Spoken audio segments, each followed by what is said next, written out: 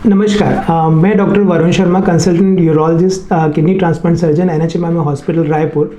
आज मैं आपसे रूबरू हो रहा हूँ। हम लोग बात करेंगे प्रोस्टेट ग्रंथि के बारे में और बढ़ती उम्र के साथ में प्रोस्टेट से संबंधित समस्याओं के बारे में। आपने अक्सर देखा होगा, मैं बात कर रहा हूँ अभी 50 वर्ष से अधिक वाले पुरुषों में। आपने कई बार देखा होगा, कई बार जब आप सार्वजनिक शौचालय या कहीं पे यूज़ करते हैं, आपके बाजू वाले 2 या 3 लोग शायद पेशाब करके चले जाते हैं। आपको पेशाब करने में समय लगता है। हो सकता है आपको पेशाब करने में जोर लगाना पड़ता हो, आपको दिन में या रात में बार बार पेशाब करने जाना पड़ता हो, रात को सो नहीं पाते हैं क्योंकि बार बार पेशाब करने जाना पड़ रहा है। इस कारण पूरे दिन भर थकान रहती है, पेशाब की धार नहीं आती है, आपको बहुत जोर लगाना पड़ता है। अगर ये सब समस्याएं हैं तो मैं चाहूँगा कि आप आके अपने यूरोलॉजिस्ट को दिखाएं या अपने पास जो भी सर्जन है या फिजिशियन उनको दिखाएं। ये आपको बढ़ते प्रोस्टेट के कारण समस्याएं हो रही हैं। प्रोस्टेट ग्रंथि हमारी पेशाब की थैली से जो मूत्र मार्ग निकलता है उसके मार्ग में स्थित होती है और ये इससे कुछ जो सिक्रीशंस या इसके अंदर से जो पदार्थ निकलते हैं वो हमारे शुक्राणुओं को मतलब के वाहक के रूप में एक तरीके से उसका जो तरल पदार्थ होता है वो बनाते हैं। पर हार्मोन्स के और केमिकल्स जो शरीर में 50 वर्ष के बाद में कुछ तरीके के चेंजेस होते हैं कि उसकी सेंसिटिविटी जो रहती है, पुरुषों के अंदर जो टेस्टोस्टेरोन हार्मोन रहता है उसके चलते धीरे धीरे वो साइज में बड़ा होने लगता है। अब जब प्रोस्टेट ग्रंथि बड़ी होती है तो मूत्र मार्ग, क्योंकि उसके बीच में से होके जाता है, वो उसको दबाने लगती है और जब आपका मूत्र मार्ग दबाती है तो उस चक्कर में आपको पेशाब में 2 तरीके की समस्याएं आती हैं। पहला जो सेट है समस्याओं को वो है कि पेशाब जो आपका भरा है पेशाब की थैली में, वो जो पेशाब भरा है उसके अंदर उससे रिलेटेड जो समस्याएं हैं वो होती हैं आपको बार बार पेशाब करने जाना पड़ना दिन में या रात में, या पेशाब आपको जैसे ही लगे तुरंत आपको मन में ये फीलिंग आए कि अब मैं इसको नहीं रोक पाऊंगा, मुझे तुरंत ही वॉशरूम जाना पड़ेगा।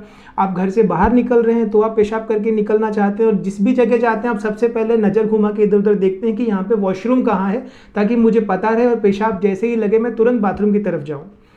दूसरा है पेशाब करने में होने वाली या जो एक्चुअल ऑब्स्ट्रक्शन है, जो रुकावट है, उसके कारण होने वाली समस्या, जिसके अंदर होता है आपकी पेशाब की धार नहीं बन रही। कई बार पेशाब कपड़े गंदे हो जाते हैं, आपके पाँव पे ही गिर जाता है करते समय, या पेशाब जो है वो एक धार नहीं निकल के रुक रुक के आता है, आपको जोर लगाना पड़ता है और बहुत बार संतुष्टि नहीं आती है पेशाब करने के बाद में भी। ऐसा लगता है कि पेशाब अंदर बच गया, एक बार जाएंगे आप, 2 बार जाएंगे, फिर भी संतुष्टि नहीं आएगी।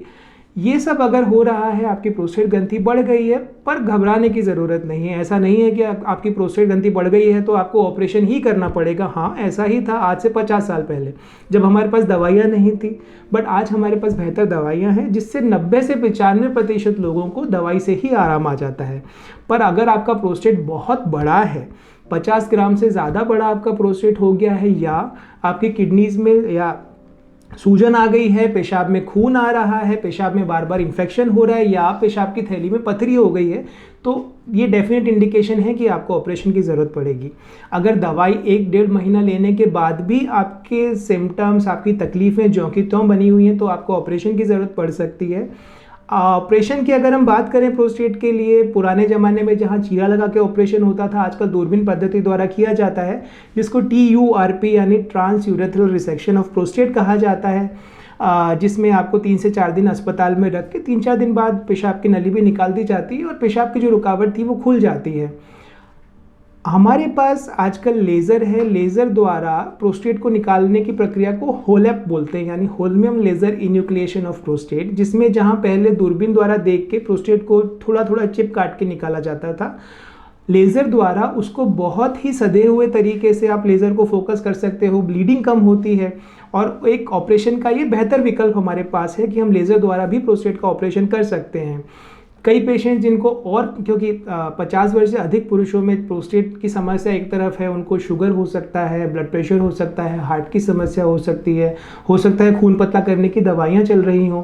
कई बार खून पतला करने की दवाइयाँ बंद करना संभव नहीं होता है। ऐसे केस में जो नॉर्मल प्रोस्टेट का ऑपरेशन है वो करने में ब्लीडिंग का रिस्क बहुत ज़्यादा बढ़ सकता है। तो उपाय है हमारे पास, हम लेज़र द्वारा उस प्रोस्टेट का ऑपरेशन कर सकते हैं। उसमें हमें खून पतला करने की दवाइयों को भी बंद करने की ज़रूरत नहीं है। आप अगर इस तरीके से कोई भी सिम्टम आपको हैं तो इसको आप हल्के तरीके से ना लें, क्योंकि मैं अभी आपसे बात कर रहा हूँ प्रोस्टेट के एनलार्जमेंट की, यानी बढ़ने की। पर इसमें कैंसर भी हो सकता है, हमें वो संभावना भी साथ में रखनी पड़ेगी। कई बार प्रोस्टेट कैंसर के सिम्टम्स भी यही सिम्टम होते हैं, पेशाब में तकलीफ, जो मैंने आपसे डिस्कस करी। इसलिए इसको आप बिल्कुल भी हल्के में ना लेके, अगर इनमें से कोई भी समस्या आपको आ रही है, आप हमारे पास आइए, कुछ टेस्ट हैं जो हम आपको कराएंगे, हम खुद आपकी जांच करेंगे और 90-95% केसेस में हम मेडिसिन द्वारा आपको आराम दे पाएंगे। और अगर ज़रूरत पड़ी तो ऑपरेशन भी आजकल बहुत ही सरल और सहज तरीके से, बहुत ही बेहतर तकनीक के द्वारा किया जा सकता है। धन्यवाद।